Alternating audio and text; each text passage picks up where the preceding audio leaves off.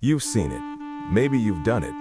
A small delay, a tiny inconvenience, a harmless comment, and suddenly, boom, irritation, snapping, overreaction. But here's the question no one asks. Why do some brains explode faster than others? Low tolerance isn't about being dramatic. It's neurological, it's chemical, it's mathematical. Inside the brain, there's a structure called the amygdala. Think of it as your internal smoke detector. In people with low tolerance, this smoke detector is hypersensitive. It doesn't wait for a fire, it reacts to steam.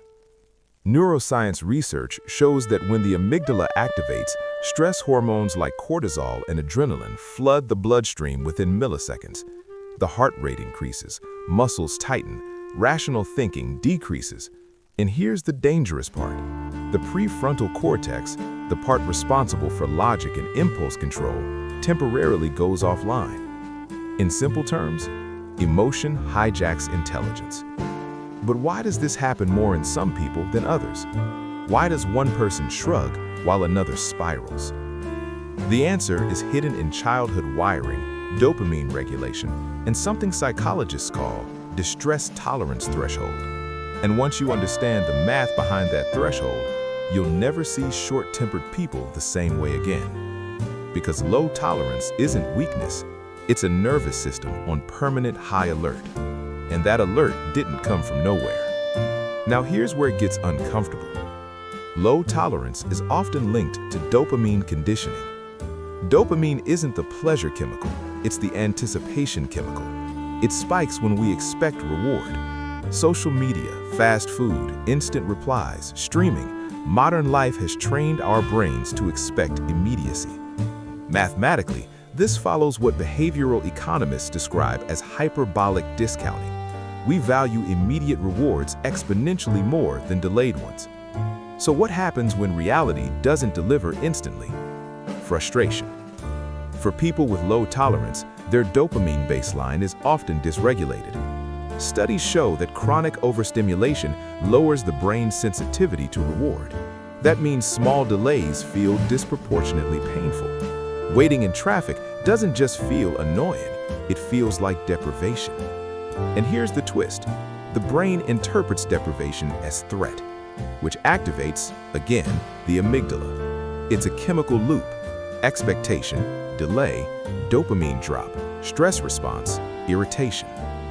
But this still doesn't explain why some people are more reactive even without digital overstimulation. To understand that, we have to go deeper into early attachment patterns. Psychology has a brutal truth. Low tolerance often begins as a survival strategy. Children raised in unpredictable environments develop hypervigilance. When a household is chaotic, critical, or emotionally unstable, the child's nervous system adapts. They become scanning machines. Any small shift in tone, expression, or environment signals possible danger.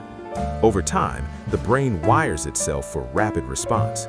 This wiring strengthens neural pathways through repetition, a principle known in neuroscience as Hebbian learning. Neurons that fire together, wire together. So, if irritation repeatedly protected them by helping them gain control or avoid harm, the brain learned, react fast, react strong. As adults, that wiring doesn't disappear, it just misfires. Now, minor inconveniences feel like loss of control, and loss of control triggers stress chemistry. Biologically, this involves the HPA axis, the hypothalamic pituitary adrenal system, responsible for stress regulation. In chronically stressed individuals, this system becomes overactive, which means their stress response doesn't scale proportionally, it overshoots. But here's something even more fascinating. Low tolerance is also linked to energy management. And this is where biology meets mathematics. Self-control is metabolically expensive. Studies in neurobiology show that impulse control consumes glucose, the brain's primary energy source. When glucose levels drop, patience drops with it. Think of tolerance as a battery. Every decision, every suppressed emotion, every social interaction drains it. Psychologists call it ego depletion, though newer models refine the concept into motivational energy allocation. The math is simple. Lower energy plus higher stress equals lower tolerance threshold. So what happens when people snap more when they're tired, hungry, overstimulated? It's not personality, it's bioenergetics. Functional MRI studies show reduced activity in the prefrontal cortex under fatigue, and when that region weakens, emotional impulses from the amygdala dominate. It becomes a neurological imbalance, emotion greater than regulation. Now, imagine someone who has chronic sleep debt, high stress, unresolved trauma, and constant digital overstimulation. Their tolerance window isn't small by choice, it's chemically compressed. But here's the most surprising part. Low tolerance isn't always negative.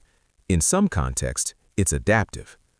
People with low tolerance often have highly sensitive nervous systems, and sensitivity is a double-edged sword.